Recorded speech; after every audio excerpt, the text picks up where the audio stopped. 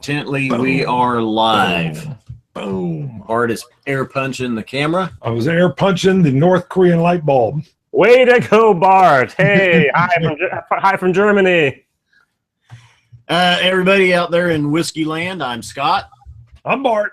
We and are this is Jason. Yep, Jason is joining us all the way from Germany, courtesy of the interwebs. Way to go, interwebs. I love it. We got 3 German whiskeys that you arranged for us to get. One is the Glen L's. We've got the Slyrs and the Finch barrel proof. Bart, what are we going to do? We're going to test it. I just love that. The first couple live streams we did, we'd be talking and stuff, and I kind of forget the normal flow of things. We're still learning. Yeah, we'd be like 10 minutes in, and someone and then would comment, hey, ain't been no test it. You're robbing us some to test. Well, now we got it now, don't we? Now, Jason, paint the picture. Where in Germany are you? If you take a look at the map of Germany, way up to the north, Hamburg, about another 45 minutes northwest of that. So another hour and a half, I'm in Denmark. Wow. So we have the Baltic Sea and we have the North Sea right in between where we live. Wow. Very cool. What are you doing? We were locked up. We've been locked on, Jason. Oh, we were locked. I just saw that as well. It says, wait a second, I'm here the whole time. When I did the whole punch screen and the test it, I got my mouth real close to the camera. It was not good to look at. You guys missed that. Now it's switching back and forth. Very good. Yeah, I turned You'd it back. locked it when we were loading in with you. We was well, what happened was we get jealous of other people's whiskey collections, and Jason's got this wall of whiskey behind him. Yes. So I had to lock the picture on him so we could admire That's right. the whiskey. There was a lot of coveting. We were coveting the whiskey. Yeah, I think that's like the 10th commandment, right? Thou shalt not covet thy neighbor's whiskey. That's right. Yes. That should be it's like whatever number that is, 0.5. It's specific to the whiskey. I love that. That's good. Why not? That's perfect. Hey, before we get started with the whiskey, and we're going to let you what happened was your brother is in Dallas, and you actually came to Dallas in, was it July? Well, it's not my brother. It's my father and my uncle. Oh, your father and your uncle. Okay. And now my grandpa also lives there. And so once you came to the States, you brought these bottles, and then you shipped them or arranged for us to get them from there. Let's say we arranged for you to get them. Yes, exactly. Mm-hmm. Arranged for us to get these nice whiskeys. But tell us a little bit about your channel. I know you do a German whiskey review, and you've done a handful in English. But kind of just walk us through your channel a little bit. All right, so about a year ago, I started reviewing in German, and there were about 10, 15 different guys actually doing Scotch reviews online. So I said, let's do something a little bit more off the wall. And since I'm an American here over in Germany, I said, why don't I start with bourbon? And so I started doing these bourbon reviews, and I found out there's a lot of different bourbons. So I've done bourbons, Irish and Canadian. I started doing about once a day I publish, which means I do about 2 or 3 times a week, 3 videos in the evening, which is about the max which you should do. And then I post them, and I have over 450 videos almost online already. It's 445 or something like that. And so I started, before I came to the States in July, posting in English. And the only things I post are rare and exotic videos of whiskeys, which I cannot find anyplace else, which means usually if I try it, you won't find it. At least not in the States. I love it. That's perfect. So explaining that, though, so when did you move to Germany or travel to Germany? You're there on business. I mean, if you don't want to go into that, that's fine, too. No problem, no problem. I came over 1988, so many, many moons ago, almost 30 years now, as an exchange student right after high school. I stayed, I met a German woman, got married, studied here, and then worked. And since then, I've been here. So that's basically how I managed to arrive in Germany. Beautiful. Now, when I was in high school, we had a German, not at our house, but there was a German foreign exchange student that came and was going to my school. And it was funny, he cut class all the time. And I said, why are you cutting class? He says, well, your American school doesn't even count. I'm here for one reason. I said, what's that? And he said, in Germany. Whoops, you're breaking up a little bit here. Yeah. And he said he had to declare his 2 majors college style, and it was German history and English. And by coming to the States for a year, he knew he was going to become fluent. So that was the only value. So he cut class all the time. Okay, well, what I do over here now is I basically teach English as a second language at universities. So I have a lot of students that do that. Very cool. Yeah, that was his main, because his English was at first, it was, it was all the rote English. What he really wanted was like, awesome and what's up, man, and all this stuff. So yeah, sometimes we have the problems with students going off to Australia. They come back and it's like, let's teach you proper English now. Perfect. We've had some comments coming in on our audio and video on our end, which is showing good, and we've got good connection with you. Right. This happened one other time. The people that were watching, we were fine, and it recorded fine, but there was just some interruption going with YouTube. And I don't know, maybe possibly that's what's happening again. What are they picking up, like a reverb or something? No, just blurred vision on us, and then audio and video were freezing with the dummies. But I don't think it's on our end. I think this happened one other time, and it was basically YouTube's deal because it recorded fine and it played back fine. I think some people were getting some interference. Gotcha. Somewhere along the line. Okay. Aquavite just said seems a little bit better. That's good. Who knows? Choke bandwidth could be.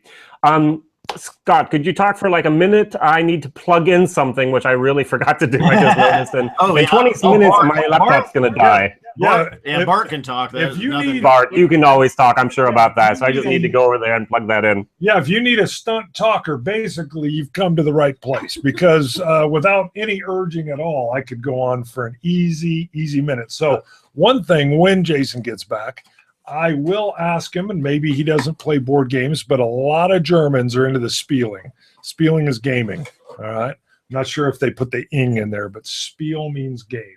Matter of fact, in Essen, Germany, they have a huge game convention every year. That's a great story. Oh, I'm filling time. I'm going to go ahead and pour the Glen Ales. What? You're going to bring it back over to whiskey? 43% alcohol in this one. I know that Jason had said we would start with this one. So now I do want to mention, it looks like, do you want to mention anything about the neck area? Oh, if anybody sees it. Right. And I noticed I did have to have a little surgery this week. I was sure when I saw the first picture what you had added was a neck tattoo. Those are in fashion right now. And I believe the neck tattoo, if you got it there, would say like Bart's biatch. Well, we are going to have to, we're going to have to get together and record some reviews. So right. We're going to see a couple. I got it pretty good. I told the doctor to make it look like a frag wound. Right. Yeah. And I might get Uzi 9mm tattoos. Could have been like a whiskey fight you were in and they broke a glass and went at you. Somebody was mad that you dropped a ton batch 3 in the driveway and they were getting even. That's what I think it was. Are you still feeling? Oh, he's back. He's back. I'll hush now. No audio though. You muted something. Jason is back. So. Okay. See, what he wants me to do is continue talking about games or spiel. Still no audio. All right. So he's added something in. We're looking here. Yeah, he's gonna have to go to his settings and choose. That's right. As the stunt talker, I can continue to go without a wire. I've got it. Still nothing from Jason. All right, so you've poured this. You've talked about the damage. Hold on. See, we can see him, but they can't. Oh, that's true. They can't see him. They can't see him. He's getting frustrated with the fact that he's muted himself somehow. Now he has muted himself on the tab. Now maybe he's muting and unmuting. That's all right. I'm filling time. One thing I am going to ask Jason is his gaming, if he gets into gaming at all, because it's huge in Germany, especially family games. See if he's ever gone to Essen. But Scott, you'll keep me on track so I don't go too far into the. Well, no, he's still trying to get back in here. I don't know what you're still muted, Jason. But keep messing around with your settings. You got the mic muted or something somewhere. Why don't you talk a little bit about the whiskey, and then obviously when Jason gets his audio dialed in, we'll learn more from him on this too. All right, it looks like he's dropping and refreshing and coming back in clean.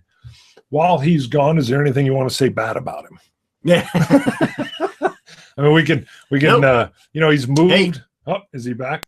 See, now So- we were. There we go. Oh, we were talking about you while you were now gone. I should be back, right?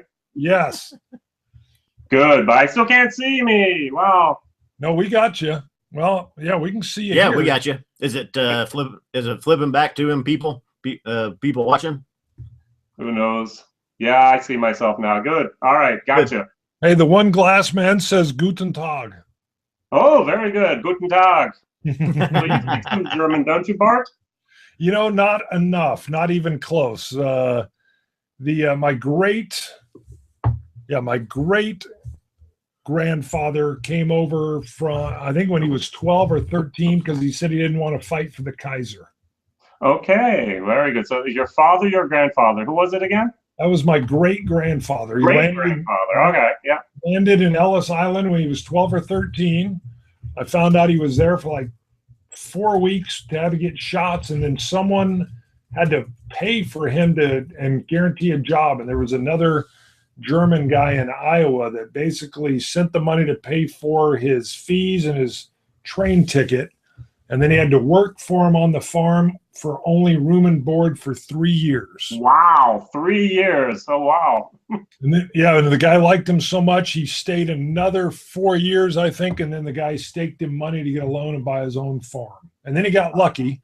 He had 5 boys and 1 girl, and that's exactly what he needed for his own farm. 5 boys and 1 girl. All right, why not? What did the girls do? Only in the kitchen, huh? Actually, one of my grandfather said it was very traditional German. Is that sadly his wife ended up dying of a burst appendix. But yeah, the sister kind of handled all the house stuff, and from what I heard, the boys worked and worked and worked and then worked some more. All right, so what do you have in the nose? It's different, isn't it? Okay, you saw we poured the Glen Ales. Is that the one you wanted to do first? Okay. I was at the Slyrs first. I'm sorry, my mistake. No, That's which right. one? Which one do you want? You're going to lead. What do you? We got no glass. Whatever you have in your glass, we're going to go with. No problem. Okay. Tell us. I get it. The first thing and biggest thing I get is just a grassiness or a maltiness off of it. All right, very, very good. Glen Ales is a place called Hammerschmied, which is called the Hammersmith. Yes. And it's a distillery that's been open now for about, I think, 12 years. And this is a very special, the journey means they're very famous for using finishes.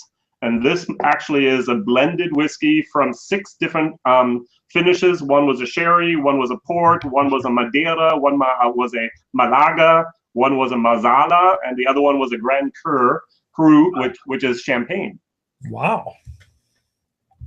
So all 6 of those are mixed or vatted together, blended, and this is what you get the journey. Wow. Now, market-wise, would you say Germany and Europe is probably like the biggest market for whiskeys, both from the country and sourced from Scotland and everywhere else? Well, if we take a look at Europe, actually France drinks the most amount of whiskey per capita, which I didn't know either until a couple years ago. And so if I want to get a rare and exotic bourbon, I have to go to whiskey.fr, France, and I can get something there. And in Germany, we drink a lot of Scotch and some bourbon. And most people in Germany would also say, well, the Germans started distilling about 10, 15 years ago. Give them another 10 years and then it will be perfect. Just like a lot of those new distilleries in the States as well. The source stuff was great. The new stuff is, well, keep on trying. This is actually very very pleasant. I mean, it's not it's not really punching you in the face. It's not really, grabbing you and throwing your taste buds around, but it's very sweet. It's very smooth. It's very sugary, almost like a powdered sugar, and citrusy. So Glen Ales produces about 20,000 liters of whiskey a year. And the interesting thing, they also are situated in a tourist area in the Harz Mountain in the middle of Germany. And so they have about 20,000 visitors a year as well. And so their little pot still has 250 liters. And they use casks between 100 and 400 liters. So usually about quarter casks or normal cask sizes. Now I see on there it says for a 43% blend, or a blend that's 43% ABV, it says non-chill filtered and non-colored. Exactly. And the blend is just from the it's not different distilleries, so it's not truly a vatted or blended whiskey, but just they've used those 6 different finishings and they put them together at the distillery. Gotcha. So it's not a blend from 40 different distilleries. There. All the Glen. Yep, single malt whiskey. It does. Harzer single malt whiskey. Exactly. Harz is the name of the mountain range they're in, the middle of above Hanover. So most of the things we're going to try, Swami, tonight, you've never heard of. It's all German. It's usually not available outside of Germany or outside of Europe. I'm getting a bit of like a sweet green apple. Mm-hmm. Yeah. Yep. And I'm going to add a drop of water, even at 43%. My personal motto is: you try it neat, you try it with water. Donka. Danke. Very good. Thank you. You're welcome. Bitte schön. So we can have a German lesson as well. I also teach German, by the way. Beautiful. One of my friends asked, have you ever tried the Xanthus from Switzerland? Switzerland also produces some whiskey. And Aquavita actually knows here the Glen Ales. Ooh, hey. I was going to say, for those that had just tuned in or didn't hear, we've got 3 whiskeys. The first that we're starting with is the Glen Ales, the Journey. It's a 43% ABV, non-chill, filtered, non-colored whiskey that's been finished in wine casks and probably spent most of its time in the finest European oak casks. Exactly. I'm laughing because the Germans have taken over your chat. That's what Germans do, brother. Yeah, go Germany. Whoa. They're taking over the chat, baby. Watch out. Who knows? Maybe you have more German speakers actually watching than you do English. Who knows? At this time of the day. Those German speakers subscribe to ScotchTestDummies.com. That's what I'm saying right now. That's right. We call English. Please go to WhiskyJason.com. You can also then see my YouTube videos there. So that I'm now putting out videos Mondays, Wednesdays, and Fridays. Oh, look at that! You're way more professional. I'm yelling out cross-pollination, and you're actually like really covering your stuff. Yeah, I'm goofy. No, this is delicious. Okay, I'm glad you like it. What I'm gonna start doing also in about around Christmas time. I'm gonna start. I have about 100 different German whiskeys down here, and I'll be tasting those. And I'll be putting a lot of those also online in German as well as in the English. And there's not many people actually in Germany that have done German whiskeys reviews. So this is also going to be something new for us as a community. Beautiful. Now, someone had just asked earlier if you were doing reviews in English, and I know the majority, as you had started, were in German, and you'd done a handful. But I think lately you've also said, or you've made more in English as well, right, haven't you? Exactly. So as I mentioned, if you go to WhiskyJason, you'll find me. Either you have to click on the English version, or you'll find the nice little purple WhiskyJason online with my logo there. And Mondays, Wednesdays and Fridays, I now post in English, as well as my normal daily posts I have in German. Wow. I was going to say, we get you really liquored up. You have to basically shoot back-to-back shows, one in German, one in English. That's exactly what I do. I just sit here and I just hit the record button again and basically translate myself. Yep. Beautiful. Now, a question did come up about where is Horst Leuning? Do you know Horst, or have you met him? No, I do not know Horst yet. Who knows? His son Benedict and we have chatted before online, but with Horst, no. So sorry. And I can't gurgle like he does. I was going to say, can you swish? Yeah. Way above he's a god of whiskey. I'm still a little beginner here. Foodquig is commenting, and he's watching. He's got the patented elbow. He's got this thing down. I don't know how he does it. I know, it's like a gimbal. He's got like a gimbal. Horst has the patented swishing. Yes. Yeah. Yeah. We get a lot of people that comment that there's some slurping on our show. We don't swish, we slurp, or at least I do. Yeah. I chew my whiskey. Nice. I learned that with wine, so I still chew my whiskey. I love that. When I start chewing, it's really good stuff. Yes. Now, see, with the bottle of Wow or the bottle of Boom, there's a lot of lip smacking going on. Yes, there is. You want to move on to the Slyrs? Why not? So this is not as good as a whiskey, in my opinion, but I pointed out, me and you hooked up early yesterday, Jason, just to test the connection and see how we were doing. And I told you when I got this bottle, I thought, Wow, he sent a whole bottle of the Slyrs. Well, fill it. It's so when he arranged for us to get that, I thought that's a full bottle. That Slyrs is one of the thickest, prettiest glasses I've seen. That glass bottom here is really, really nice, isn't it? Yeah. Wow. And it's got these grooves that go kind of from the top to the bottom that are etched into it. That is. It's a very nice bottle. Here, when I do that, you can actually see the grooves here, and it's really, really nice bottle. Oh, your North Korean light bulb is better than mine. You get a better picture of the bottle with it. Oh, yeah. Yeah. North Koreans are all about incandescent. I don't know if we can say anything about North Koreans after this morning, so let's just... Oh, really? What? I missed it. I haven't had the news on. Well, there's more. Supposedly they've got a nuclear warhead now. Hydrogen bomb. Yeah. So, yeah, I've been missing all that. Yeah. Wow. I've actually been in Korea, in Daegu, which is a mountainous region, but that was a long time ago, wasn't it? Yeah, it actually was quite a long time ago, but the mountains and the region are still there. All right, so this is a Bavarian whiskey, and it was originally distilled in a building which has its roots way back to the year 767, which was a monastery, by the way. Love that. And Florian Stettler, he went to Scotland. His family had produced schnapps for many, many decades before that, and he went to Scotland and said, hey, I have all the equipment to make whiskey. Why don't I make whiskey? And he came back and started making in 2007 whiskey. And since then, they've actually set up their own distilling building, and they produce this wonderful thing called Slyrs. Slyrs is actually the name of the monastery given back in 767. So that's a long time ago, buddy. Very, yeah. That's pre-Reformation. Way pre. Well, yes, hey, we have come to think of it real quick. It's the 500th anniversary.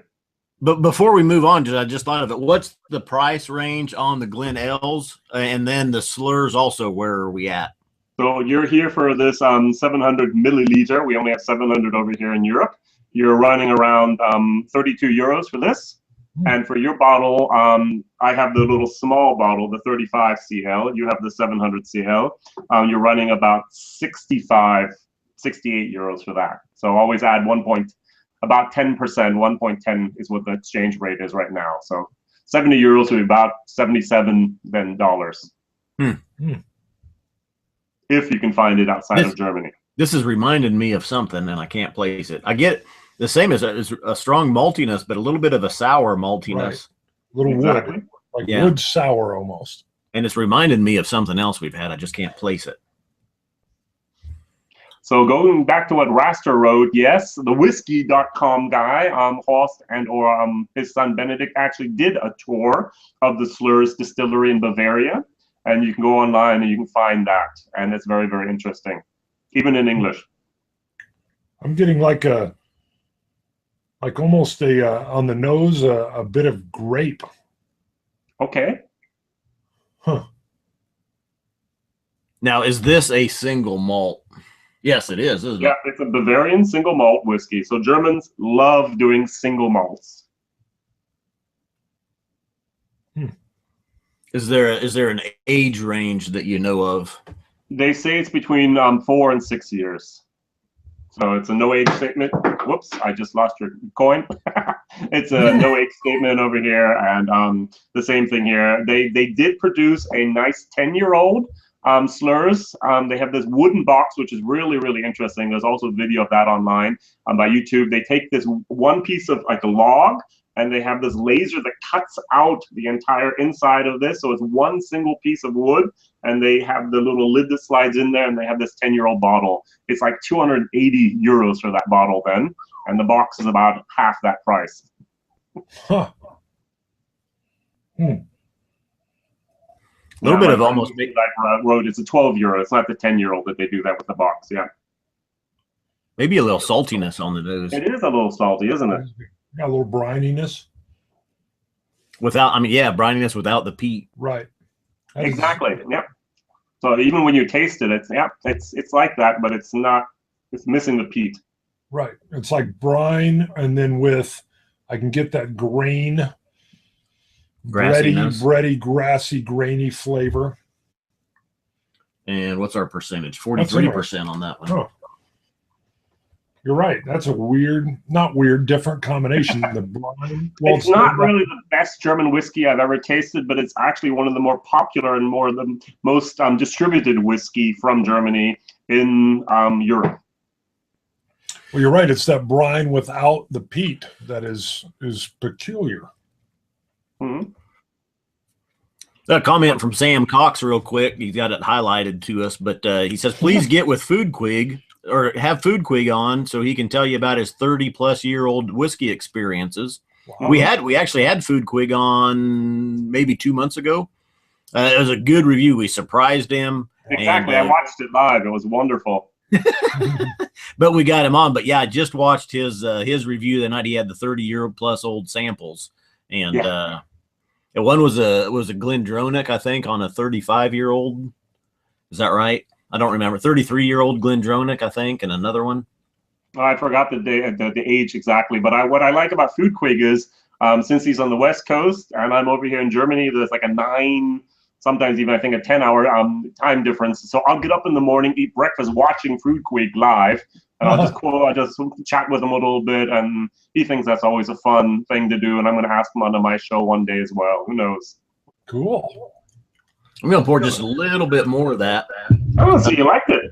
It's same. It's really a nice, different, light citrus, salty wood, little bit of a floral character to it. Yep. And I need to add a drop of water here as well too. Has anyone noticed my nice little water container? Your Norland's glass? My Norland glass.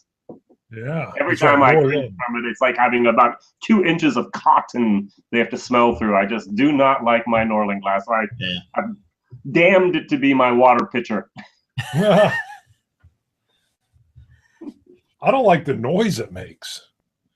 You know, if you accidentally cling a Glencairn, you get that beautiful crystal noise. It's very dump. It's just. Yep. Foodquig's gonna go live after our show today. I might have to go on there and say hi to him. Oh yeah, he's always got the after party. Yes, he does. That's great. All right, very good. So, Bavarian whiskey, an interesting thing. Maybe people can also write online if they've ever been to Bavaria. That's the typical thing when you think of Germany. Would be, of course, a lederhose. Yes. Driving Porsche on the Autobahn at 300 miles per hour. In your who knows what? An engineer, of course, right? Without any humor whatsoever. Did I forget a stereotype? No, I think you're good. Other than maybe you didn't mention bratwurst. Are you eating a bratwurst in the Porsche? There's some wonderful or currywurst. Yeah, bratwurst would be exactly a bratwurst or with sauerkraut, of course, right? Oh, you got the sour. Yeah, you got me there. That's a good one. I do love the sauerkraut. Yeah. All right. So Hoyt Hemphill was actually was in Bavaria last month. Very, very good. So I'm about 650 miles away from Bavaria. Wow. See, I've got to get back to. Well, I've never been to Germany. We've got distant relatives with the same last name that still live in Berlin. Yeah, so you want a picture of one of the coins in Berlin? Maybe I might do that one day. It's about a 3-hour trek out there, 3.5 hours actually. So maybe one day I'll go out there for a weekend with my wife.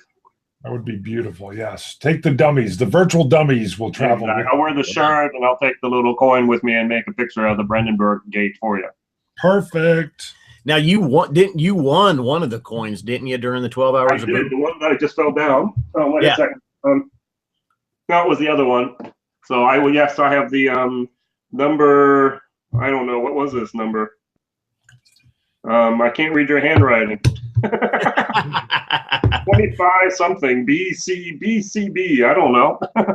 Oh, that's right. No, that's our initials. Oh, okay, good. So yeah, this is. Oh, wait a second. On the back, I can read this. It's 330. Yes. So this is the 330, and this is the 87. Speaking of the boom, look at this. Whoa! What's that? Look at that. Look at this. I got mine up on the wall. I got one made for Bart. That's right. There's one behind on the wall, and then this is gonna. That great. Yeah, this is gonna go on the set here. And I'm trying to get him. I want one that's going to be our 16-hour bourbon shootout, our 16-bottle bourbon shootout. I was hoping 16 hours. Go for it, guys. Come on. Well, we'd have to gauge interest as well. Bart brought up maybe there was some fans that would want one of those posters. So maybe we'll take reservations and autograph them and sell them. So just pre-order so we know how many are coming in. That'd be cool. Sounds like a great idea. Boom. Send us an email and let us know if you're interested in them. If we get enough interest, maybe we'll do a run of them. That's right. We'll talk more on this on one of our pre-recorded shows too. Literally, I walked in and he's like, here. And I'm like, what? It was boom on me. He like boomed me. It was like a double boom. So is it any different water? I told him, I said, that's for you over there. And he goes, what, the whiskey? I go, no, that big poster thing. Yeah, I missed the poster altogether and was looking at the whiskey. I was like, what are you talking about? The whiskey? So if I'm counting correctly, I think Bart owes Scott a lot. No. Actually, it's the other way around now with the Balvenie Ton 1509 purchase. Yeah, that's right. He. I'm sorry. You're at least like 3 good ones now. That was good, and it was like difficult. No, like 7.2. Balvenie Ton is a little bit more expensive than normal. All right, and hard to find. And I was healing a wound. I was healing. Tom R. just wrote, sell the poster with a USB stick with all 12 hours of boom. I think that's a fabulous idea. That would be cool. That's neat. That's a neat idea. No, that is actually good, isn't it? Same time, you were wounded. Yeah. Oh, yeah. Gotcha. Yeah. It was hard to get. It was expensive, and you were basically mentally traumatized by your own droppage. Yeah. You're mentally traumatized, I'm sure. Yeah. Well, you know, when you drop your own bottle and you're wishing it was the 15-year-old that you were also holding. That, sir, is damaged. See, look at that. Yeah, still. Yeah, you were like, ugh, it's painful. You look at his face. Yep. Jesse Voisin wants a poster of the Balvenie Ton 1509 crime scene. See, there's an option too.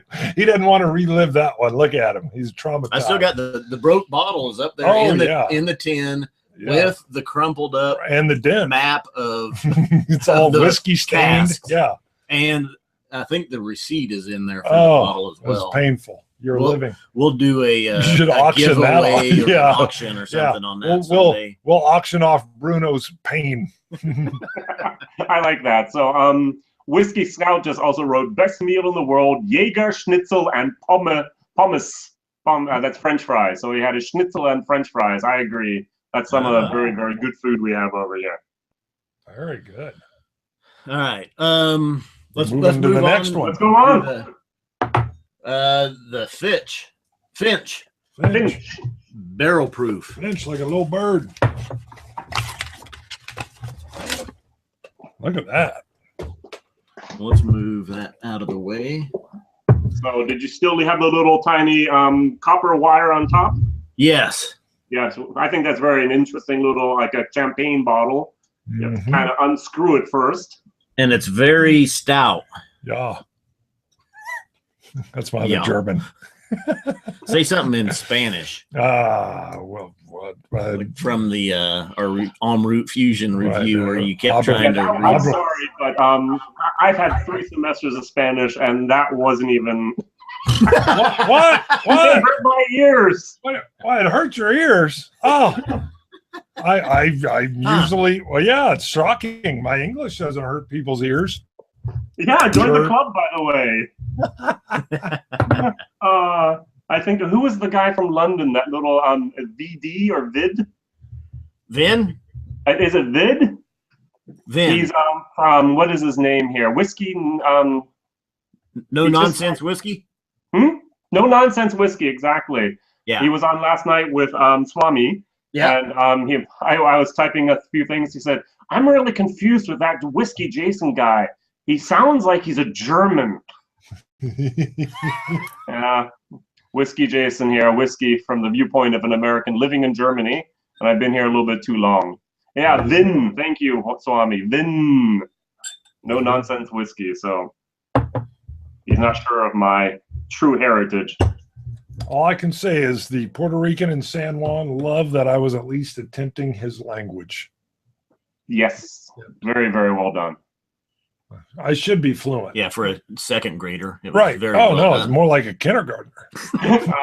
Very, very nice. That's true. That's right. All right, let's go away from Spanish. Let's go back to this one. Finch is actually made by a guy named Hans Gerhard Finch, and Finch is a bird, which is Fink, and his last name is Fink, and so he used the English word Finch, and this is by Stuttgart. If you ever take a look at a map, you'll have Virginia in the middle. I'm sorry, Virginia. You have Frankfurt in the middle. You have Berlin up over the east north. You have Hamburg up in the north. You have Bavaria down in the east, in the southwest, and then you have in the south. I did that wrong. Southwest would be Stuttgart, and southeast would be then Munich. And this is from that area, from Schwäbischen. Schwäbischen is how we say that in English, actually. So if you want to have a Mercedes, if you want to have a Porsche, they all come from Stuttgart. Is that also where a lot of the airplane manufacturing is? Actually, in Hamburg is where the A380 is assembled from Airbus. Okay. Where there's a lot of small and light industry down there by Stuttgart. Airplanes, there was the Bombardier, I think it's called. That was also down there by Stuttgart.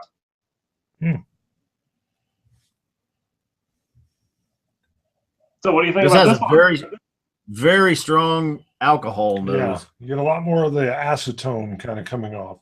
Yep. I think in the box it says it was also finished in port, wasn't it? I did not see that. It is what, 54% ABV, and this is all in German. So it says port winus. Exactly. Probably. So it was actually finished in a port wine cask. It was like a kindergartner. Port Weinfass. That's hey, that sounded actually fairly good. You have a good See? Well, Not me. Well, you're now a first grader. Third grader. Third grader. So Raster wants to know where to go if you're going to visit Germany. Of course, you have to go down to Munich. You should go to Berlin. The Castle Neuschwanstein is also a great place to visit. The Alps, if you ever make it down to Switzerland, beautiful, beautiful, beautiful. That's amazing. Octava Vitae is asking if you've ever made it to Scotland yet. I was in Scotland actually once. That is almost 11 years ago, and I was not into whiskey back then, so I have to go back.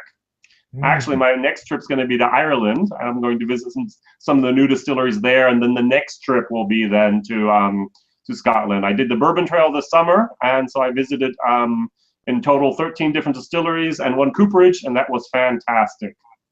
Beautiful. We have to do that. Yes. Well, tell us a little bit about. You want to do the whiskey first, and then talk about the Bourbon Trail. Or you want to tell us about let's finish the this whiskey, up, and then we'll do that. I'd like to hear his view. And then we can move on to some bourbon. All right. I know what Bart's got in mind. Bottle of boom, baby. I'm all I out. am waiting for us here. I put it exactly over my right shoulder. So. Yeah, you're right. I need the bottle. Wow, that's the hard one to get now. A strong alcohol nose, and don't forget it's a very high ABV. Now, I almost thought there was a little corn in there. It's actually 95% wheat. Okay. And 5% malted barley. So that's a very unusual combination there. A little bit unusual flavor, Someone too. asked about something from Italy, the Puni.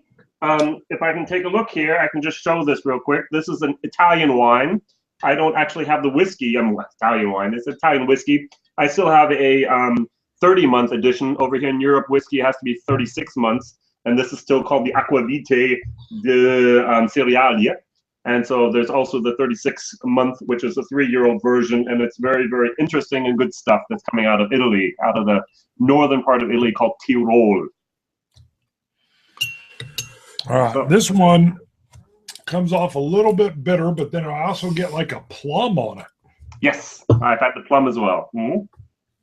And it's, I would say this is the most uniquely different for me of the 3 drams that we're trying. It tastes strong and young to me. Yep. It's like me. I like it, actually. So the Beard is in the house. Hey, Beard. Actually, I was born in Erie, Pennsylvania, so not that far away from where he is there. About an hour's drive, I think. Wow. Bart, real quick, where was it at? Jesse asked if you made it to Cork Dorks last week. You know, I did go to a Cork Dorks in Nashville. I'm also going to talk about the Corsair Distillery later. The only thing is, I know there were 2 Cork Dorks, and I think I was at the wrong dork. Because their selection was good, but it wasn't astounding. And then I asked if they had anything unique that I could sample, and he looked at me like I was trying to get him to commit a crime. So I asked him if that was legal in Nashville, and he said you had to have a special license, and the other Cork Dork store had said license. So they couldn't even let me try anything different. And but, I mean, it was a good selection, but I felt like I was at the wrong Cork Dorks. If anybody wants to weigh in on that. I was at the Cork Dorks. It was kind of like it was down in Midtown, which is where all the trendy, it was near where the trendy bars are and stuff in Nashville. But I'll talk later about Corsair after we hear more from Jason. So on this, what are some of the flavor notes that you would call out on this, Jason? I totally agree with the plum. I do have a little bit of the port in there as well. I think that's what you have is your plum. And there's a lot of alcohol, and it's a nice, sweet. It has a little bit of that bitter touch in there, but I really like just the harmony of the whole thing, myself. Yeah, it's a little drier, a little astringent as well, which surprised me. The other ones were sweeter. You're totally right about that. That's maybe also one of the reasons I like it. What do you have, Scott? Tell me a little bit about your Corsair. Well, real quick, I was just going to say, I was looking at comments, but just tasting this, this is my least favorite of the 3. So maybe we have different profiles here for what we like. Yeah. I mean, it's pretty strong. I really get a young, sour wood to it that accompanies a lot of young. No. Because that is where I get that wine influence. All right, maybe. Add a little bit more water, bring that ABV down, and I think then it gets really nice. I think. Yeah. Well, yeah, no, I've just been neat. I just added the water. Right. So. I think you're going to see it open up a little bit more. But it is very unique. I mean, right off the bat, I was trying to puzzle out, what am I getting here? All right, so Corsair. I knew he was going to talk about something. if with your permission, both of you. Of course, silence is something you hate. True. Yeah, especially me. It's almost impossible. So, going to Nashville, there was 2 things I wanted to do, and Corsair was number 1. Number 2 was I went and saw a show at the Grand Ole Opry. Yeah. Both were phenomenal. First of all, Vince Gill led off, and even with a cold, he talked through. I felt like I was at almost a small venue of like 30 people. And of course, it's thousands that were there. So that was fun. So then I go to Corsair the next day.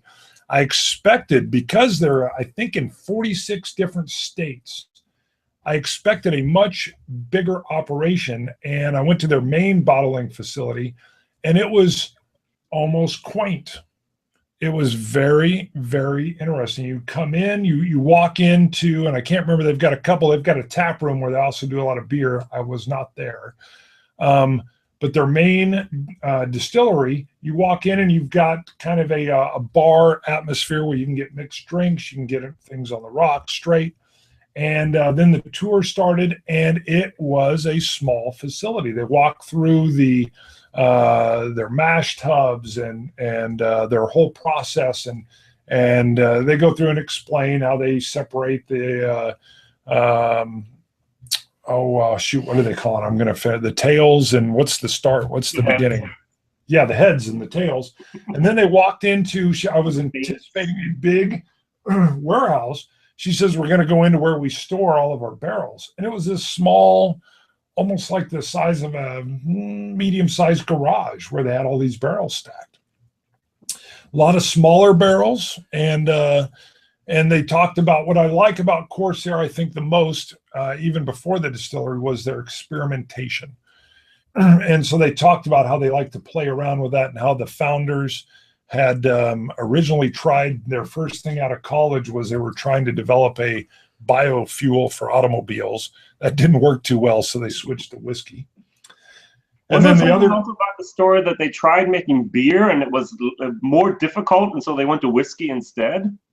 I remember reading something about that online when I did my triple smoke review about Corsair. She didn't explain that. She did explain how they partner with a distillery, and of course they share barrels and do all kinds of things there. And then she did cover the logo. One of the founders, I believe they were in Ireland, if I remember right, and they'd been up very late, and they saw these three guys walking down the street. They'd clearly been at some kind of like bachelor party, and they snapped a photo, and then they had an artist kind of modify the photo slightly and create this logo.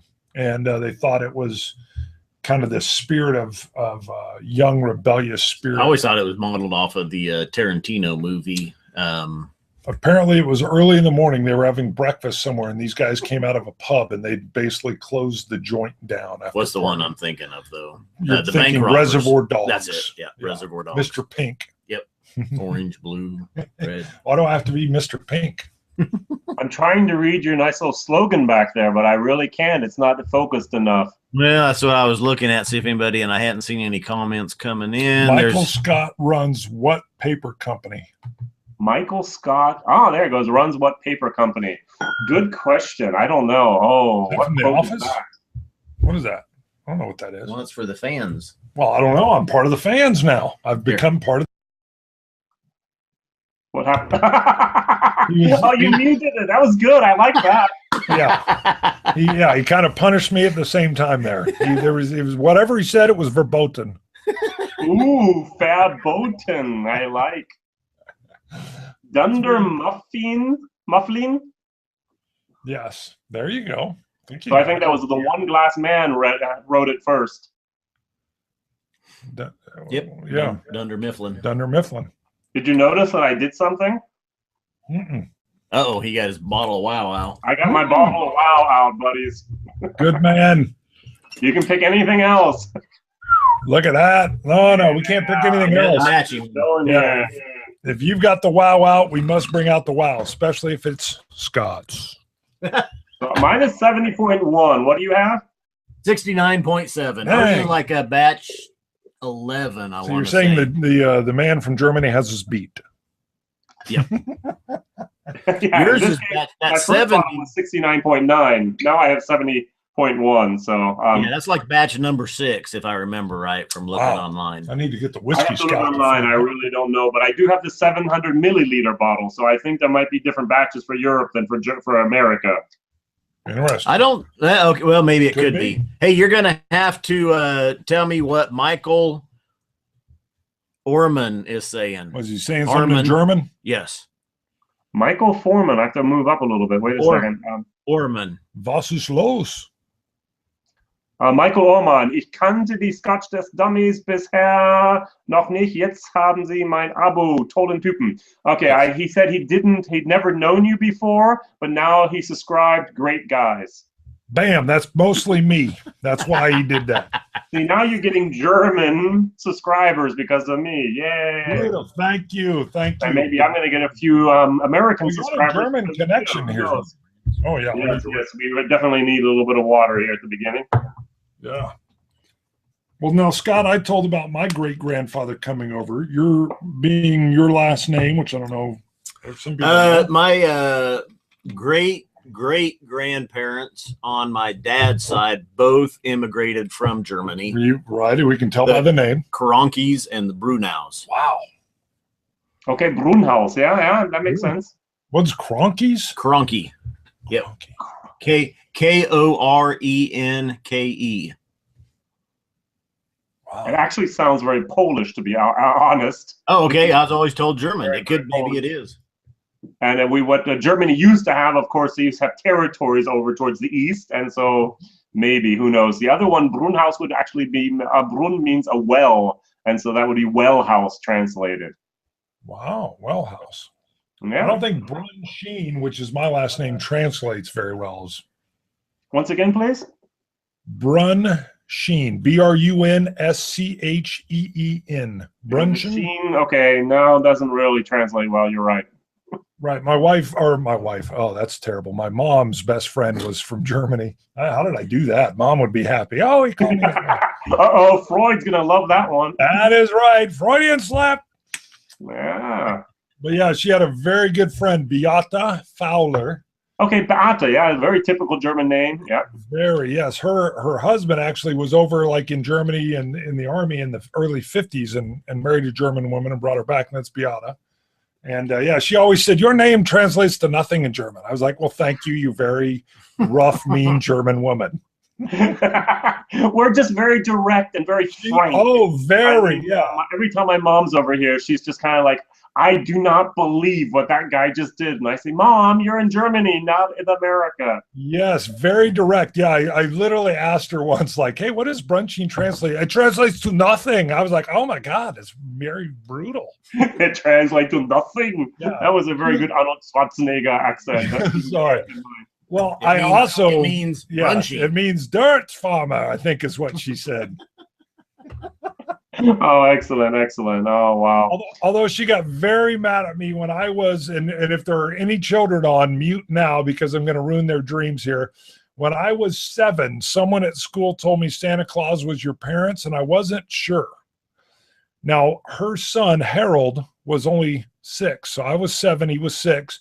So I thought, let me check. And I told him, I said, hey, your parents are Santa. And he was like, oh, no, Well, he goes and tells Beata, oh, Lord have mercy. She storms over to my mom's house.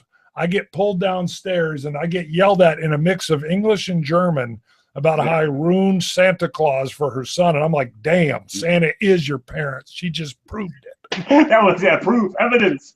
Yes, when she lost her mind, the only thing I knew was, damn, it is your parents. You don't care that you messed up another kid's life. It's that you were right. I'm German. I tested my hypothesis, and it turned out it was true. Exactly. Facts and efficiency. That's all we're interested in over here. That is right. And Harold is now like a very high engineer and makes 5 times the amount we do. So he wins in the end. Did you read what Jesse wrote? Yeah, Jesse just plays the big talker. What does it say? What? Hold on. What is it? I really big talker. Bam. Say that in German. What's big talker in the current German language? I'm going to use a word. It's Großmaul. Perfect. That's big mouth. Großmaul. Exactly, like a big mouth bass. Großmaul. Oh my! That's a new shirt. New shirt. Yeah, we're gonna do some German shirts now. I'll help you with that. All right. That's right. You help me with that. We'll make some shirts that like my face right below it. This is good, isn't it? I tell you what, we're gonna be known when people hook up with us. There's always gonna be a sample of the Elijah Craig barrel proof in there. It's gonna be like the thing that we're known for. You hook up with the Scotch Test Dummies, you got to have the Elijah Craig. Elijah Craig, you need to hook up with us. We are spreading the brand worldwide. Elijah Craig. And I must admit, you're the reason that I bought this. I had the normal Elijah Craig, and this was like 60-some euros, and I said, oh, it's too expensive. And you just kept on plugging it. So this is the reason I've now actually bought 2 bottles. And I've also been plugging it on my channel in German every once in a while, saying, oh, the bottle of wow. Also die Flasche wow. And people have actually bought it over here as well. So you're really doing them a favor. They need to give you a case of this stuff. Elijah Craig, you need to listen to the man from Germany. All I'm saying is boom. Exactly. The bottle of boom. I'll tell you, honestly, though, this is still one of the best bourbons that I've had. I mean, that you can still find. You have to look for it because when it does hit the shelf, people are putting it out, but it's gone quick. Yes. Who was the fan that said their bottle design's unbelievable because it doesn't dribble? And that is true. A fan said that somewhere, and I was like, you know what? They're right. That was a recent comment on an old video. So I was talking about how bad the cap was, and they said, no, look at the design. And that is true. The way it doesn't dribble any. It preserves the wow. I know, this is unbelievable. I poured too much, so I had to put it really is a big cork. You must admit that. It is. And then look at the mouth of the bottle. It slopes back in. It's tapered, beveled. Yes. It's nice. Yes, they apparently put some thought into that because you don't want to waste a drop of the wow. Mm. Oh, by the way, if we're being sponsored now, this is the bottle Lot 40. Have you ever had this? Yes. It's been a long time. We had that early on. Exactly. So I think I've had like 25, 30 different people in Germany buy this bottle because every single time I've tried a rye, and I've done like 40 some videos about rye whiskey so far, I've always said this is better. Wow. And so I think Willie, what is it? Hiram needs to send me a case of this as well. So Bourbon Trail, when are you going to go? Hopefully next year, but we were hoping this year, but that didn't happen. Break your trip down, 500 words. Give us the Cliff Note version. Walk us through. A lot of color commentary. I'll try using the words my mom described it in. You crazy idiot. I drove from Dallas, Texas to up to Lebanon, Kentucky, 12 hours straight after getting off the airplane the day before. The next day I did 5 distilleries. I just timed it every morning. I started at 9 and then 11 and then at 1 and then 3 and then at 5.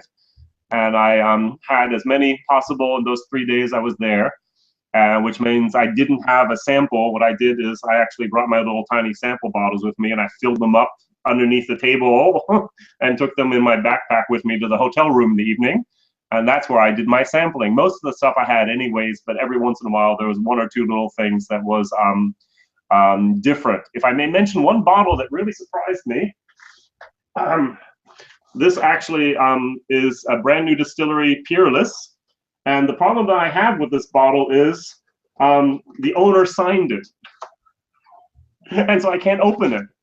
And so what I have here, I wasn't planning on doing this, but Corky signed this as well as his son, Craig.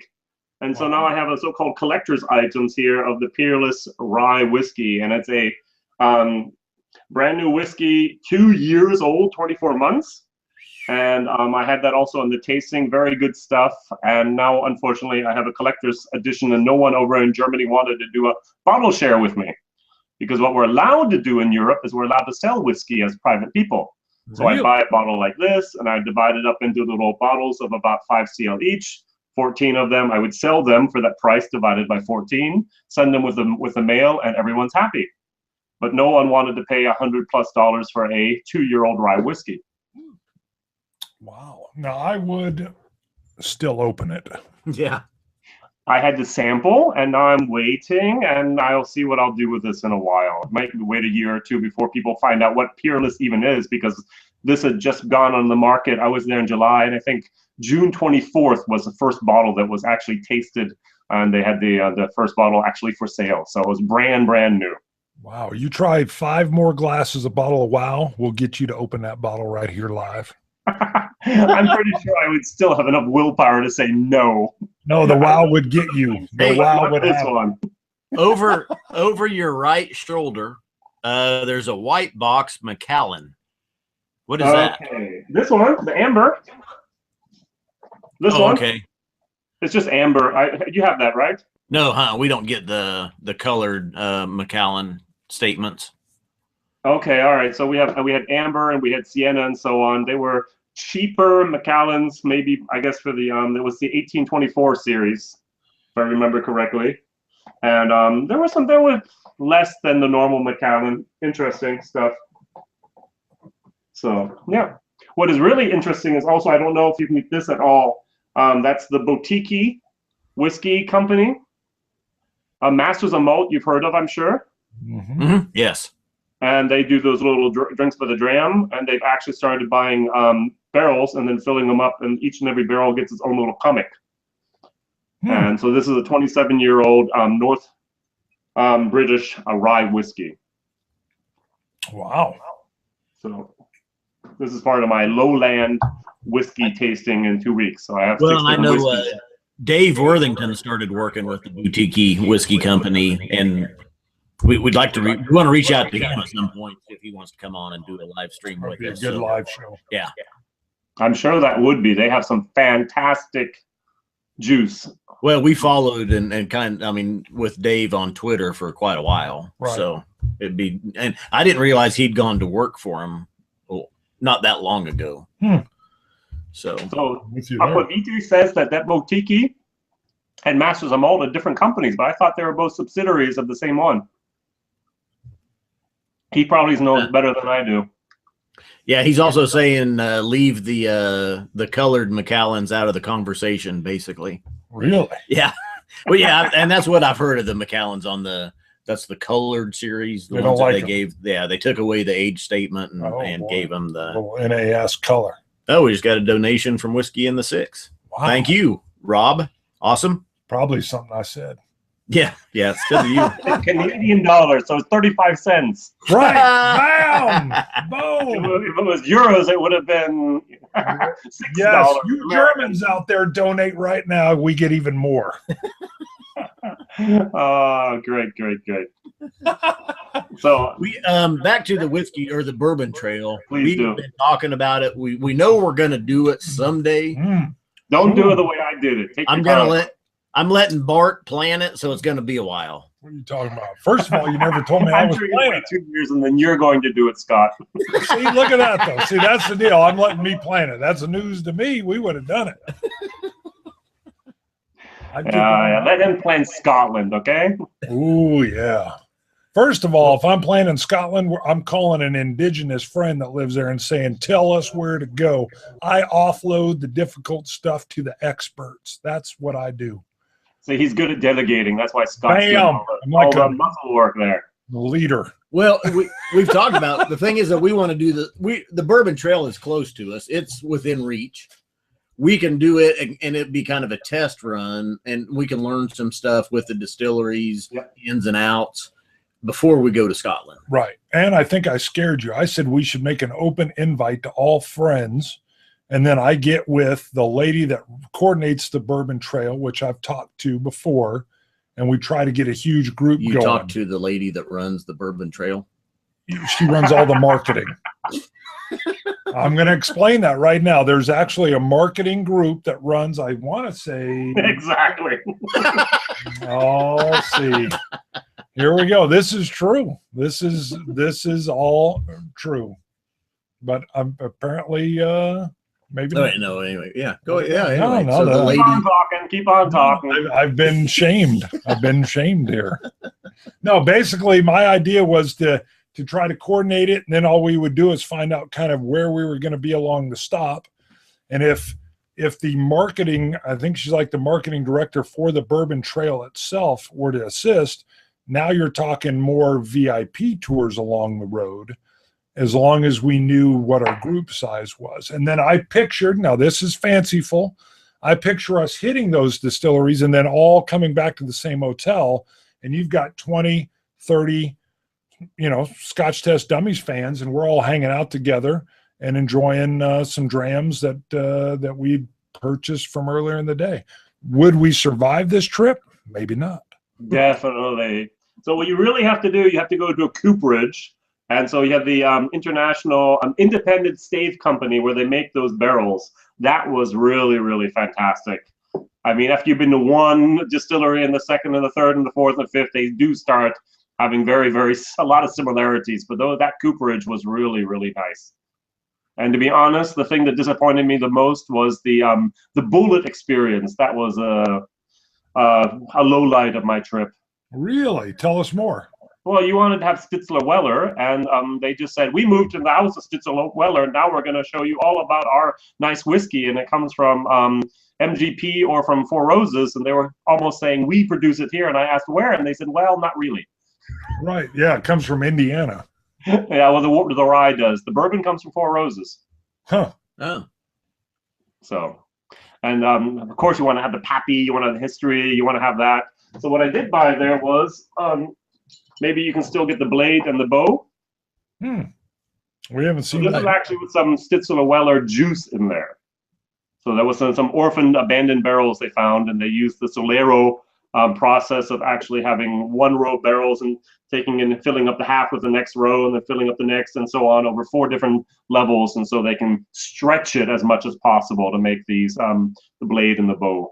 Now I want to say Tom R is a genius. So he says Bart is correct. Let me re-emphasize Bart is correct, is what Tom R has said. There is a Bourbon Trail website, and they are responsible for the promotion of the, quote, Official Bourbon Trail. Tom R., I'm loving you, brother. And you talked to the lady in charge. That's good. Right. Email. Talk is figurative. Okay. We didn't like converse over voice. It was email. But I'm not sure she knew who we were, quite honestly. Well, I'm sure not. Right. She was like, okay, dummies. Yeah, sure. We can coordinate. But we also, I mean, we've talked to, and we did a live stream with Scotch for Dummies, and we brought it up with them, kind of this dummies, even a dummies Dummy Con, a whiskey reviewers convention, and it was nicknamed the Dummies Con. Now they are on the Bourbon Trail tour though now also, but they are doers. That's all I'm saying. They're going to mean Doers Distillery? Are you talking about Doers out of Scotland? No, doers is in action. Men of action. There's 4 of them. That's all I'm saying. They're men of action, please. So that would be kind of cool. We have a lot of whiskey fairs over here. There's trade fairs. Germany love fairs. And next Sunday, I'll be at the first ever German whiskey fair of just German whiskey. Wow. And so I'm going to visit about 20 different distillers and take my camera with me and do some live interviews and so on. And when I do the videos in English, maybe I might soon become the face of German whiskey. Who knows? That's good. See, I've always wanted to come to Essen for the Spiel. Oh yeah, okay. 1 year it's in Essen, the other year is in Nuremberg. Exactly. Oh, that game fair's world legendary. Yes. Well, they actually do one in Essen every year and in Nuremberg. Nuremberg's all the new games that are coming in. It's like their whole toy fair. Yeah, you're right. So you know your stuff. Wow. But we have to change the subject, Scott, real quick. Come on, do something. Scott. See, Scott would be like you. Scott was like, you made that up. There ain't no gaming in Essen. I was going to say, bing, bing. Velvet Elvis. Velvet Elvis. Right this time. The wife is Puerto Rican, and we've got board games brought up. Bam! Boom! Yes, he mentioned both already, so we're safe. All right. Oh my God! Getting mocked. Oh, it means we have to end the episode already. The live stream. We mentioned the 2 most important things. Yes, I'm out of all the information. Part, but yes, Puerto Rico and the board games. Unfortunately, though, as far as whiskey convention and stuff goes, we're centrally located in the U.S. We're Chicago, in Wichita, Kansas. Yeah.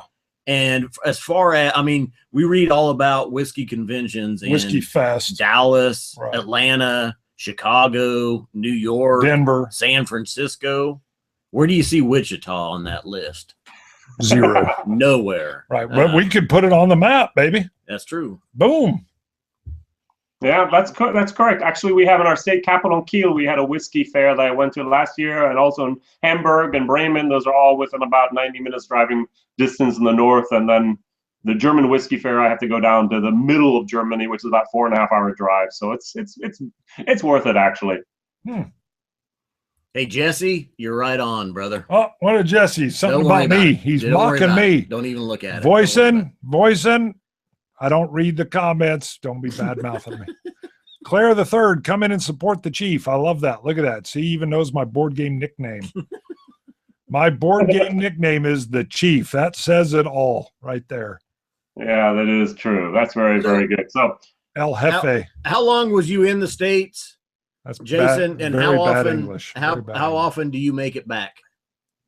Okay, first, shame on me. I was not in the States for almost 20 years in a row. Wow. And then I came back last year, and I was this year there. So I've done the last 2 years more than the last 22 years altogether. So. Wow, you just love Germany and their women. Yes, that's one thing. And putting the whole family on an airplane, renting a car, having hotel rooms, and blah, blah, blah costs many, many, many thousands of dollars. And that's why it was always easier to say, hey, Mom, get on the plane. I'll pay for it. And we can go visit a country in Europe. And so she picked Ireland, and we picked London, and we're going to go to Italy together. And that's much easier and actually a little bit more. It's just très chic. Perfect. Yeah, that's good, actually. Bart's family goes to Puerto Rico. Yep. He stays home to save money. No, I stay home because it's like they don't go to the beach. Is there a beach in Wichita? No, Oh, when they go to Puerto Rico. Yeah, I went to Puerto Rico twice, and I was like, "This." Bart thinks family trips are supposed to be vacations, and I'm like, no, they're totally different. It's supposed to be fun. There's family trips and there's vacations. There's getaways. I totally agree. After my kids are now grown up and out of the house, more or less, so that's a totally different All thing. I'm saying is, you vacation with me, you're getting ready to have a good time. Family trips are not relaxing. I'm just telling you. If you're with me, they are. And if they're not, I don't go. And his wife takes care of the children. That's what he's trying to say. First of all, now you sound like my grandfather. Oh, very, very good. No. But what happened in Puerto Rico was a few times I went, we didn't go to the beach. And we went from like house to house or basement. No, they don't have basements. House to house. And my lack of Spanish was even more evident than when I read it. Mm-hmm. And it was not very pleasurable. That's all I'm saying. Let's do one last one. What do you think? I will pour lightly, but yes. Bart's got to drive home. Come on.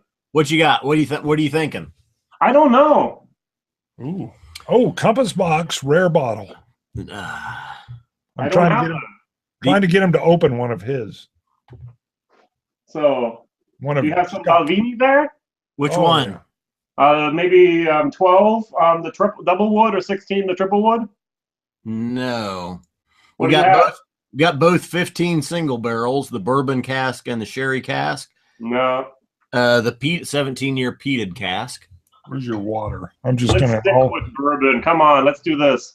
The Makers is good. I don't know if you have Makers. I'm out of Makers. I about picked up a bottle at the store earlier today. Matter of fact, I went and got some beer. So much, it's gone.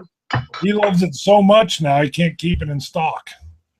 How about you got Lagavulin 8? Ooh. Oh, I'm not into peaty or what? I'm so sorry. Oh, you finally found my kryptonite. That's really you're not into peaty. Oh my God. Yeah, that's going to be one of our future shirts. Is what was it? Oh, I do have that one. Hold on, I'll go get classic Lottie. Yeah, the classic Lottie's good. He's going to look for it. I've got it if it's still left. I think my shirt idea with that was love the 10-year-old Pete. Yeah, I need a new glass as well. Or it was I heart the 10-year-old Pete.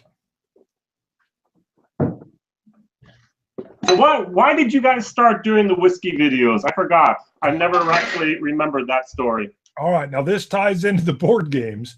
Scott was over at my house. We had started doing, by the way, it was me that organized it. Just so Scott knows. I started organizing whiskey tastings. And one day Scott's over at my place. I think we're like watching a movie and we're trying just some scotch. He looks over at this huge collection of board games that I have and says, that is stupid. That is dumb. How many are there? There are so many games that I cannot play them all. And I said, well, half of those were sent to me because I had a board game review channel, or I was with another major board game channel on YouTube. And he just kind of offhand said, well, we should review whiskey. Maybe they would send us some. And I said, well, if we're good, they would. You are good. Come on, you got a couple thousand, 4,000 subs? I know, but at the time it was just an inkling of an idea. So I said, here's our starting goal. Hanging out with you, meaning Scott, hanging out with you drinking whiskey is fun. If 17 people watch, that's already a win. And he was like, that's a good point. So we basically, as soon as we had 17 viewers, we're like, we've already won. Everything else here is just icing on the cake. Excellent, excellent. So I started doing it because I am a teacher from my heart, and I wanted to learn more about whiskey, and I couldn't have someone come over to my house every day and say, hey, Jason, teach me more about my whiskey. And so I started doing my videos. And that's how I teach, by talking to that little camera there. And I've learned a lot, and I've made a lot of mistakes, and I've told things that are absolutely wrong, and I've corrected myself, and it's all a journey, and I really enjoy that. That's exactly where we are. It's a journey. I mean, that's why the dummies came up. Scott had the idea, the name, because we were trying to figure out, we're on a journey. We wanted to make it feel like Like people are literally right across from the table or with us at the table or the bar. And we kind of have a 22-year history that's natural and present. And I said, you know, if we can capture that, I'll have a little bit. I can't deny Bruichladdich. I said, if we can capture that, I think it would translate well through camera. And I think, and we're both same but different, which is also nice. Would you agree? I don't know. Yeah. Maybe Scott just says different. We're different. You have a great banter with each other. Just real quick, Jason Whiskey Wise asked if you tried the Slyrs. Yes, go watch the rest of the video. Came in late, unfortunately. God, this smells good. We did. We started with the Glen Ales. We moved to the Slyrs, and then finished with the Finch. And I think the Glen Ales was my favorite of the three, honestly. I do agree that has the best taste, the sweetest bourbon-like note. Yeah, this classic Lottie is phenomenal. It's like sponge sugar. But from those three, we did move to a quick sample of the Elijah Craig Barrel Proof. Bottle of Wow. The bottle of Wow. Germany, America, back to Scotland. Come on, we just need to do some Japan and some India. That's true. Now, how do you say bottle of Wow in German? It's got to sound much tougher. Eine Flasche von Wow. Oh, wow. The Wow sticks. Yeah, the Wow we actually use, so we could have said Wow, but that's not the same. Well, it was like in my house, I grew up for years. I never heard God bless you. It was always Gesundheit. Exactly. And I have a nice little story about that because when I came to Germany, I knew the word Gesundheit was, of course, German. And I thought, okay, that means God bless you. And I was in a church and I said to someone, Gesundheit. And because I wanted to say something nice, God bless you. And actually it just means to your health. It just means the word health. And so I was in church going, health, health, health. Everyone goes, hey, son, what are you doing? It's like, I think that means God bless you. It's like, no. It means health. So No. literally it just means like to your health. Exactly. It just means actually the word health. And it means to your health. So you are not sick. Wow. So the whole word Gesundheit just is health. Yep. Wow. That's it. A long way to get to health. I was going to point out Jesse Voisin said that we should have left a couple of drops of the bottle of Wow in our glass before we poured the Bruichladdich in there. I have a little bit still in there. I have a couple drops. But Glass. Jesse gave us a good hack, though, one night with a peated whiskey, and just take, even if you got a 10-year-old Lafroig, and literally just add a few drops of Elijah Craig Barrel Proof or another kind of a barrel proof cask strength bourbon to it. That's true. And it starts to imitate an Octomore or a Lafroig Lore, more of a wine type finished, heavily peated whiskey because of the sweetness of the bourbon coming in there along with that heavy peat. Basically, he was saying you add a bottle of Wow to anything and it ups the Wow. And it makes it good. Ups the Wow factor. Good.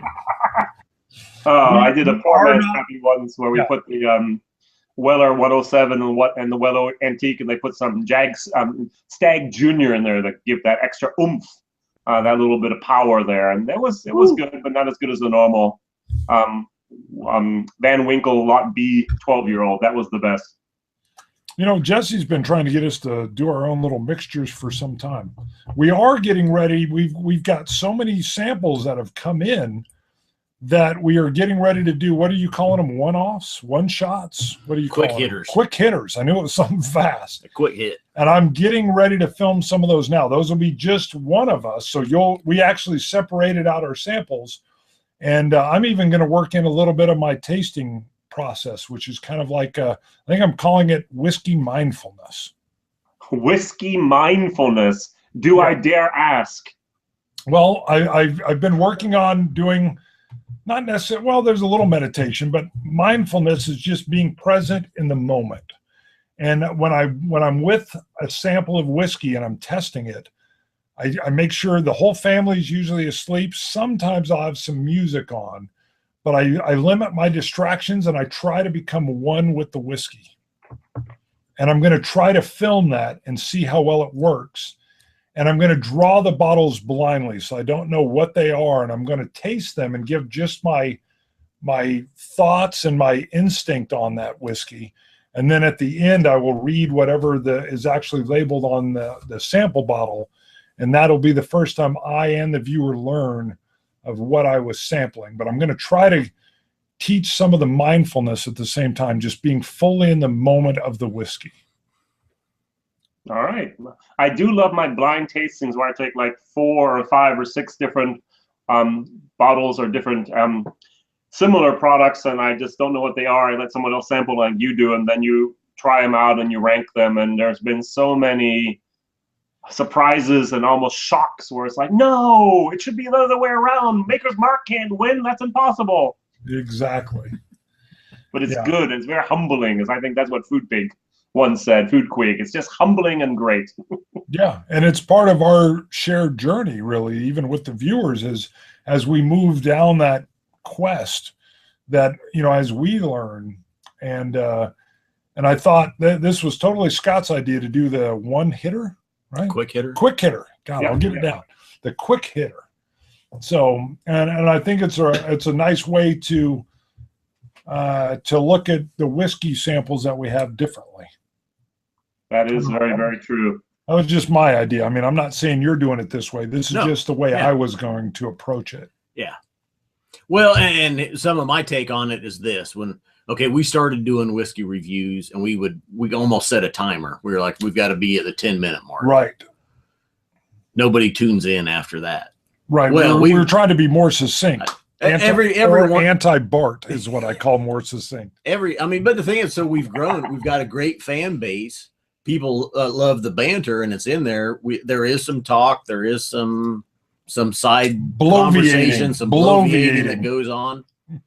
But once in a while, somebody just wants the Bruichladdich Scottish Bar, the classic Lottie. Is it good? What do you get? Boom, here it is. Yep. And I think you're. Which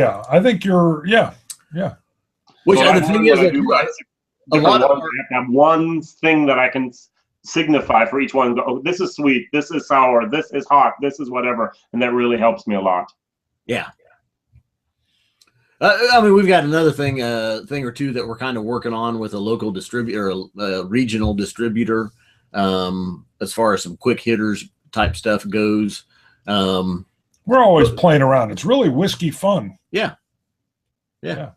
So even if we took, like we did the en route Fusion yesterday, we released it. Nectar. And even as I'm editing it. Yes, it's nectar, isn't it? Exactly. Yeah. And I think it's 21 minutes long, but even as I'm editing it, I'm thinking, what if I just made this like a 5-minute video where I just put just the nosing notes, just the tasting notes, just the scores in there. Could be boring. And released both. I mean, put out both would be good. Yeah, you put out the long one and you put out the short. Here's the quick hitter. Sure. Boom. Sure. That might be for the future. That's good. Yeah. I know a guy that does board games that way. He calls them his Allegro review. It's a 2-minute burst of just what his thoughts are. Yeah. And then he's got a meandering one that goes on for about 12 minutes. Yeah. It's just as you're editing and you've got the 21-minute long one, you upload it, then you got to go in and just cut out, just leave the essential. Sounds like a lot of work. I know, it's more work. It is more work. What I do for my Facebook page is actually I make a little 1-minute, like a little preview where I actually have a little bit of the beginning and I put a little bit of the tasting notes so people that are interested would go, oh, okay, that's something I'd like to watch or not. And it's always just 1 minute or be up to 90 seconds. And it is a little bit of work, but it really is nice to have the normal big one and just to reduce it as much as possible. Well, Jason, who's the guy that just said Jason Voorhees. Pootie Pie is starting to do whiskey reviews? Yeah. Yeah, I commented on his whiskey. He did Japanese whiskey last night is what I saw. Like 3.4 million views. Yes. Yeah. Yeah, he'll have distilleries sending him cases of whiskey. He's got the most reviewers. Review me, please. Here, everything. Oh, you want to do Pappy Van Winkle? Here's a 23-year-old. Here's 6 bottles. Why not? Yeah. That guy has, like you said, he has something like 23 million. While I'm driving my Ferrari here, we're going to do Pappy Van Winkle, 23, a 25-year-old. Oh, yeah, I forgot. There's actually a 25-year-old now, that $5,000 bottle. Why not? Go for that. Yep. Yeah, they'll send them those. Yeah, anything PewDiePie touches. Hey, let's wrap this up. It's we're at almost an hour and a half now. Yeah. Wow. Time flew. Jason, go ahead and tell everybody that's watching about yourself, where to find you, your channel. Plug it, brother. All right, Whiskey Jason here. Whiskey from the viewpoint from an American that lives here in Germany. I started actually putting videos up online now in July. I do them Monday, Wednesday, and Friday in English. And if you come my Whiskey aus der Sicht eines Amerikaners, that's the German thing. I'm doing daily reviews in German. So if you want to watch German videos, feel free to find me there. Just Whiskey Jason. You can find me anywhere online, Twitter, Instagram, Facebook, as well as YouTube. Always Whiskey Jason without the E. I'm so sorry about that. This one guy had uploaded a video 6 years ago, one video with the name Whiskey Jason with the EY. And so he had the name, and I had to go with the Scottish spelling instead, which isn't bad. I really enjoy doing these videos, and I hope to be doing more and more. And my only strategic mistake is I decided to do only exotic and rare videos in English, which means if I cannot find the video on YouTube, I will make it. And since I'm doing a lot of stuff over here in Europe that's not on or not available in the States, especially the German, especially the Irish, and some other things, you'll be able to find that. But I did do a Pappy series, so you'll find all my Pappy videos coming up in the next couple of weeks. I did not have the 23, I only had the 20-year-old, and I do a lot of blind tastings as well. Wow, and Malta in Montreal said we were wrong. PewDiePie has 53 million subscribers. 3 million, exactly, yeah. I thought it was amazing. He makes like $1.2 million a month, I think, or something. I think it's a different generation as well. We're the old guys out here. Even when I started doing on Sunday evening now, and thank you once again, Scotch Test Dummies. I have started in Germany the live streams with the whiskey fabric of Germany that we're now doing also the live streams in German Sunday evening. And I now have like 7 different people lined up for the next 7 weeks, and that's really, really cool. And it was all because of you. You started it for me, and I decided to go for it, and no one else is actually doing this over here or hasn't started yet, and they're all excited. Thank you. Well, there you go. Awesome. Well done. Well done. All right. Well, hey, thanks for everybody for tuning in. Thank you to all our Patreon supporters. You're helping us keep the lights on. Boom. Should I scotch it? Let's scotch it. Scotch it, you Scotch gods. Solancha. Dummies. Dummies. Auf Wiedersehen. Perfect.